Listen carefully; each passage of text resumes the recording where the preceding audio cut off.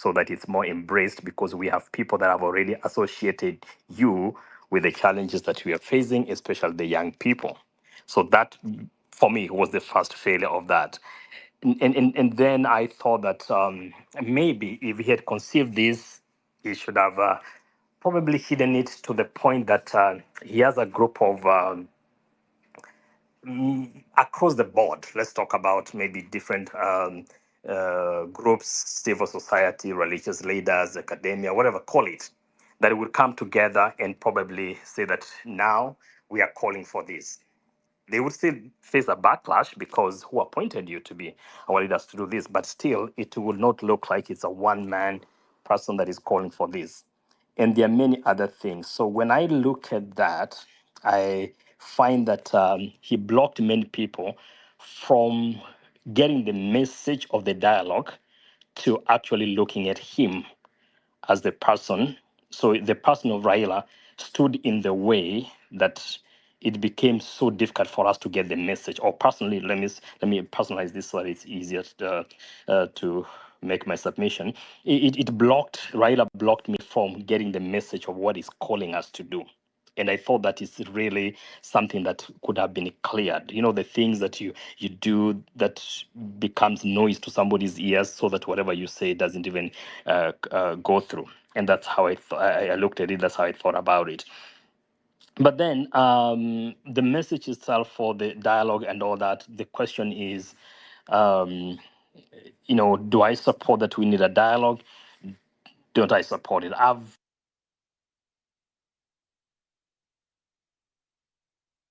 with the young people, the Gen Zs and all that, and the passion with which they are opposed to this brings this question to my mind: who did Raila Odinga have in mind when he's calling for this dialogue? If they probably, in this case, and all of us are aware of this, maybe the Gen Zs are the ones started this kind of movement. All of us, I need is Gen Zote at the moment. Did he have the Gen Z in mind? Is there something would have done differently, groundwork, to be able to at least feel like it either comes from them, or there's a way to harmonize this in the way that it can be communicated? But these things are a little challenging to understand, because it's possible there's a lot that went into it before he announced. But then that reminded me of the protest in France in the 2018. I think most of you saw what happened about the. I think it was about the must have been a gas tax. Is it called what? The taxes about the oil hike and all that. So the one lady comes up with a video on Facebook, a French woman posted because there was a hike in the prices at the pump. People started organizing online. It became a big protest that from the October of 2018 to November 17 of 2018, over 280 people protested, demanding for increase in wages, the issue of better pensions, lower taxes, and stuff like that. A week later, it became very violent. Clash with the police and property damages and all this kind of stuff. Now, what the immediate intervention, as I get, Abdi, just give me 3 more minutes. I will probably want to land on some point. A week later, what happened? There were over 130 people injured as they started now demanding for the resignation of Macron. What happened? The immediate reaction, I think 3 days later, was that the fuel taxes were suspended for at least 6 months. But did they stop the protest? No, they wanted a little bit more. A week later, the Macron addresses the nation. Of course, it increases 100, I believe it's euros per month to boost the minimum wage, the tax relief for the pensions, overtime exemption for that. Now, what I'm trying to arrive at this is that this protest continued until the national conclave we are talking about was called in January 13 of 2019. And it was actually called, funny enough, it was called Transform Anger into Solutions. Transform Anger into Solutions. I launched the topics and whatever it's going to be covered to flash forward is that they held so many meetings, 10,000 local meetings, 2 million submissions online. Everything was done. And later on, of course, all these things were permanently suspended. Now, what I'm finding difficult with this kind of call for dialogue is the issue of people know exactly why people are protesting and going to the streets, and then they are calling for a dialogue when those things are in place. The most logical thing that I would have expected is that if you're going to be genuine about calling for a dialogue, then at the very minimum, if you cannot do away with those taxes, the housing levy, and all these kind of things, at the very minimum, suspend them for a period of either 6 months or 1 year while we're having the dialogue, or whatever period amount of time. Do away, suspend all this calling for the young people and all the Kenyan people to be shot at and others to be killed. Make sure that you are not going, you're going to rain on your people, especially this kind of surrogates who are going everywhere, trying to talk trash like Kenyans don't matter, Kenyan lives don't matter. So my suggestion is that in the way the things are in the country, it is so difficult for anybody, or especially young people, to believe that this is a call in good faith to dialogue. Why? Because they know that this dialogue needed because of some things, but still they're in place. Using the executive order, these things can be suspended so that when we walk in, if we're gonna get into the dialogue, all these things have stopped. At least the things have come back to some level of normalcy, and then the conversation can be had. But then the question is to talk with who, on what, and how. I will land by saying there's a need to re-engineer this clarion call. I do support that at some point we will end up having a dialogue. Reason is looking many places, whether it's place where we have had genocide in Rwanda, looking to other places, dialogues will be had. The only problem is that you can either have dialogue before bloodshed or you have dialogue after bloodshed. From the look of things, Ruto is not wired in any way to stop the hardline position that he has taken with these kind of minions. So what is going to happen is we have to make up our mind. The dialogue we will have, but on whose terms, how, and when. I pray that we all continue rethinking that this nation is bigger than ourselves. I do appreciate all the comrades in here for the great work that you continue doing. Thank you. Asante sana. Hillary, are you still there?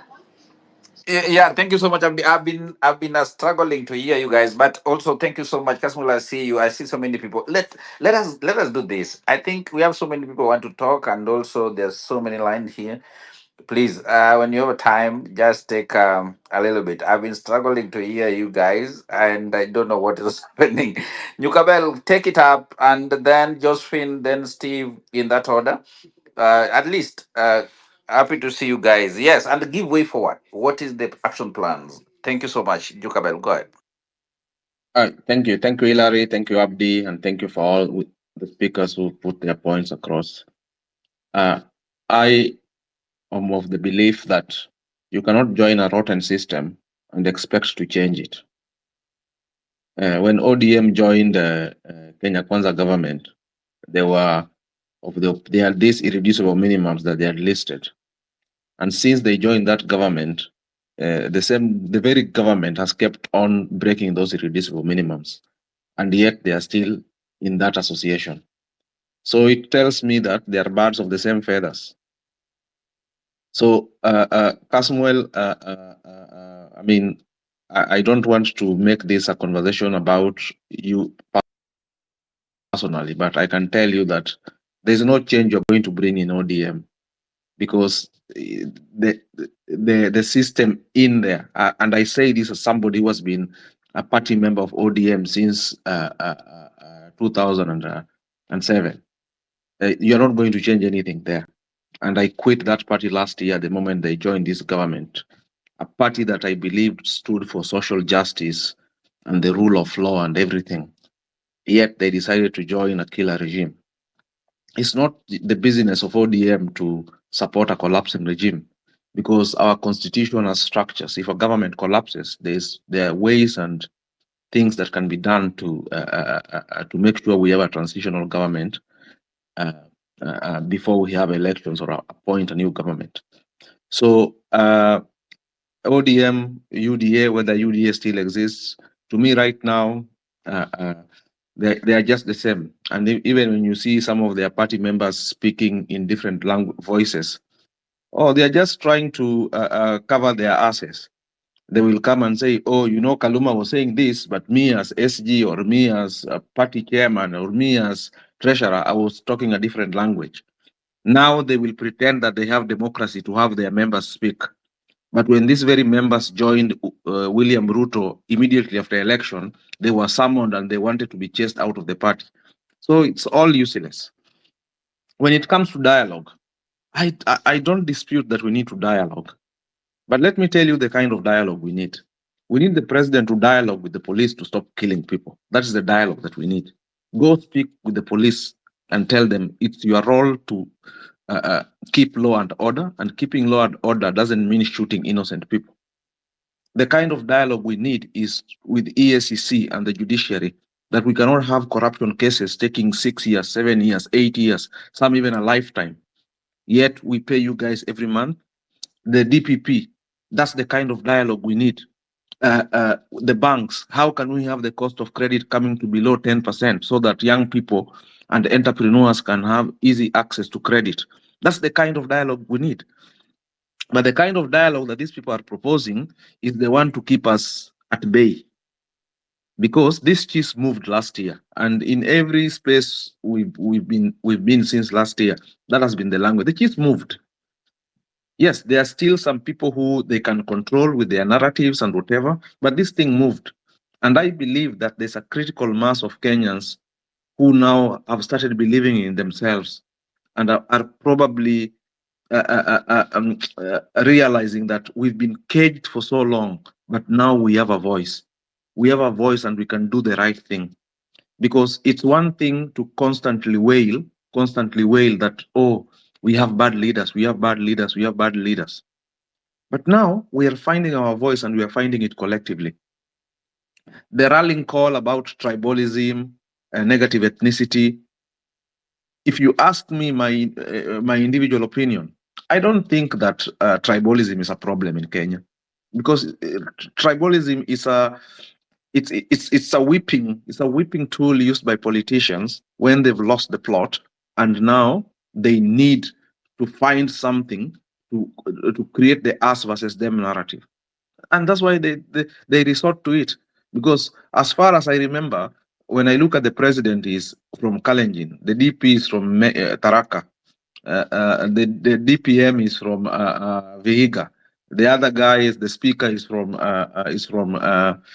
Bungoma, the majority leader, the minority leader, Migori and Kiambu and so on. So at that level, they are speaking of unity. So if they're united up there, what makes them think that we are divided down here? Because even in this space, we are from different communities and we all agree that what we want is a better Kenya.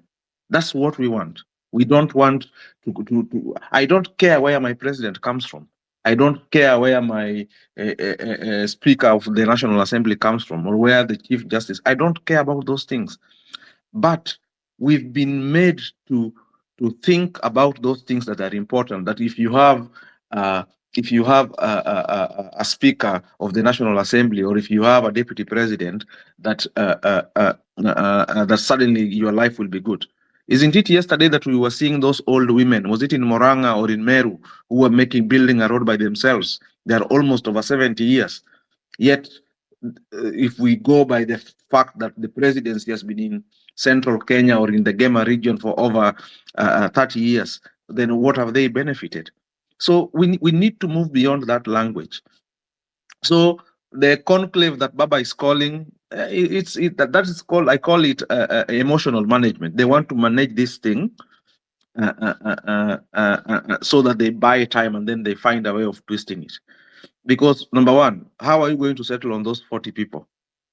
How are you going to settle on the agenda? And for all of us here, there's always a famous saying that if you want nothing done, take it to a committee. Because what it will be, it will be a place where people will be earning per diem, eating lunch, and then discussing other things. And then the committee will retreat to Sarova White Sands to write a report. And then just like the many reports that we've had in this country, it will land somewhere gathering dust because itapitwa na wakati. My rallying call to the young people is that we know what we want and we know what we don't want. Yeah. What we don't want is these career politicians. What we don't want are these people who have been in power since multipartyism started. Because since even some of them have been in politics even before some of us were born. Yet we are now politically conscious and they are still there. So what we need to do is to just get rid of them. And the first way the easiest way of getting rid of them is just ignoring them. Let's do our things. Let's organize ourselves. Yeah, we know what we need to do: get voters cards, get IDs, talk the language that brings us together, talk the language that informs everyone about the desire and the nation that we want for our children and our grandchildren. Because I know many young people here. There are so many of us here who probably you cannot get married and you want to get married, but the economic your pocket says no. There are some of us here who are married, but you can't have children because your pocket says no. There are some of us here who are thinking of, oh, I'm tired of living in this single room. I want to move to a bed sitter or to a one bedroom, but your pocket says no. Those are the things that those are the things that are really, really, really collectively disturbing us. Not that Wanjiru is a Kikuyu and Japuonji is a Luo and Hillary is a Luya and that Nyukabel is a Kisi. Those are not the things that are bothering us. The things that are bothering us are the way we want to improve our lives. Those are the things that are bothering us. And so if you want us to sit in a conclave because you politicians have messed up this country and yet you still want to be at the seat of the table, because who is going to lead that talk? Is it going to be the president or is it going to be Raila Odinga? Who are they going to nominate to lead that talk? Who is going to bail the cat? That's the biggest question.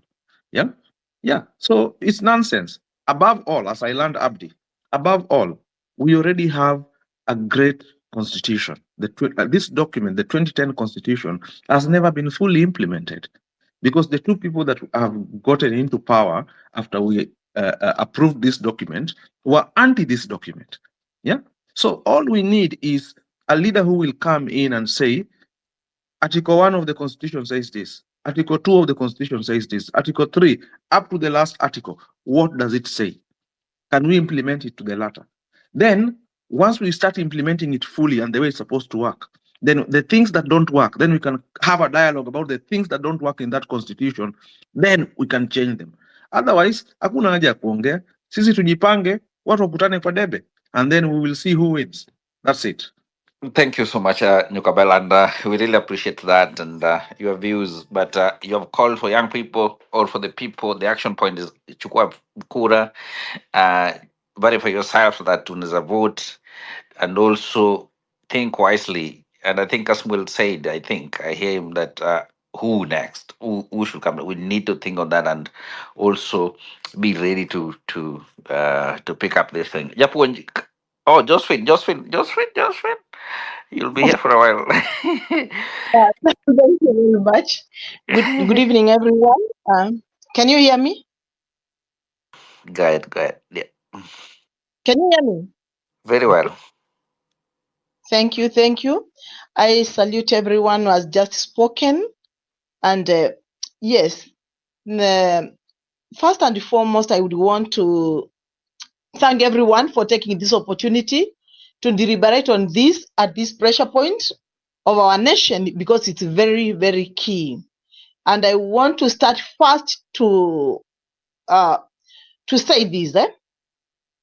Actually, we cannot go and sit down with a person who has killed over 500 people in the last in the last 1 year. Let's say that.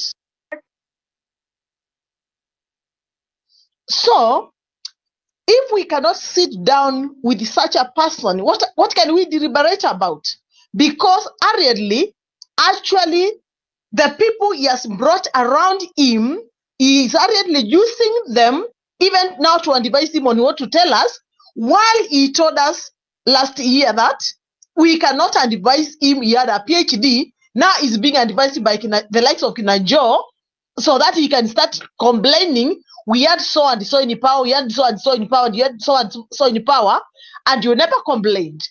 Fellow Kenyans, the truth is, even Raila coming in and pretending to call for dialogue, actually they've realized we are not going to back down, and we are going to ensure that actually come 2022 hata yule nyanya wa mashinani atakuwa anajua ya kwamba Ruto astahili, Ruto ni muovu na anaenda nyumbani. And that's why Kasmuel is being sent here by Raila to come and tell us and convince us, which we are not going to accept. Josephine, I think I don't cut you, but I think as pressure point team, I don't want to believe anybody is sent here.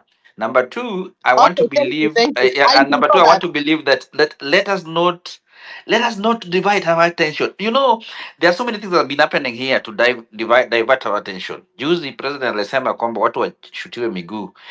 Sahii sijui dialogue. Sahii watu walichange nayo ni Kinuthi and everything. Where are we heading to? Are we still in the same course as pressure point team? And that's what we want to hear. Are we still on the same way, the way we started, or we are now getting into their song? Are we the same people, or we are now different? Yes, Jocelyn. Thank you. I withdraw that, but what I'm trying to say is very important. I want to say this. We have to keep our focus, and our focus is very clear and very categorical. If we will ever bed down to go for the dialogue and all these things, actually we will be betraying the many young people who have already been killed, because their voices will never be heard, and what we decided to go out there and fight for will not be attained. Because right now, actually, they are trying to look for a way to make sure that we actually buy time to 2027, so that when we go to the elections, people are confused and people think Ruto is the only person who can be elected again. So what I can say is that, can we keep our focus? No dialogue. Anybody who thinks that they can do something for this country, Ruto knows it very well, and it's very clear in his mind. He has decided, instead of reviving the factories which have been locked down in the country, which are supposed to give jobs to the young Kenyans, who are so many, over 75% who are jobless, he decided to continue actually issuing licenses to people to continue importing things instead of reviving our companies. So he knows what we want, he knows what we expect from him, but the other day he said it clearly. He cannot give jobs to the youth. Yet when he was campaigning, he kept on telling us that,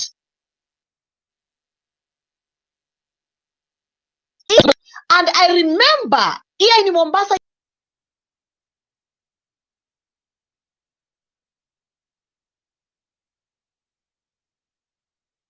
in Baraki, we were there with him, and I raised the issues to him of reviving the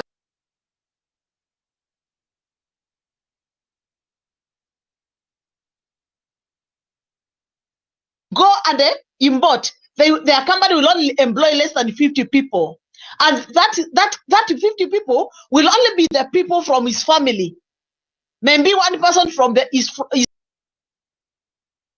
see, even our judiciary right now, corruption is coming back again, and we are here seated. We have to keep the focus. We have to keep people who can own up the integrity of our constitution, protect our constitution, and create anything that is required by the citizens of Kenya.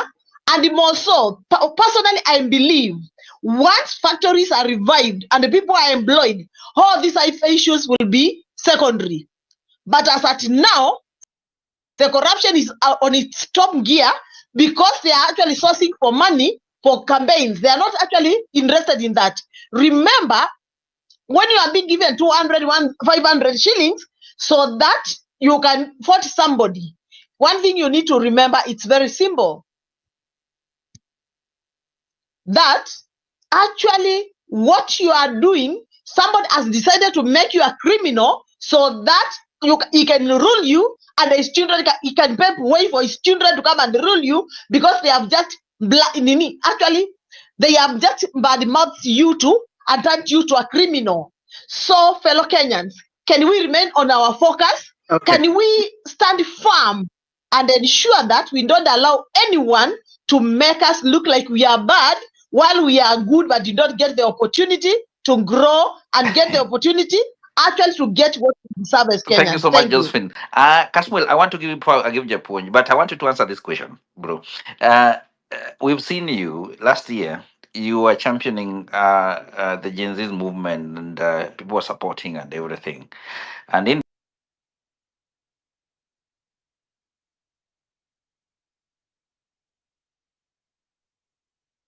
and were pushing these things. The question here is just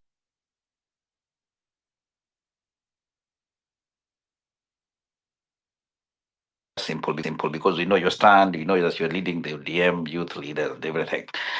Do you still believe?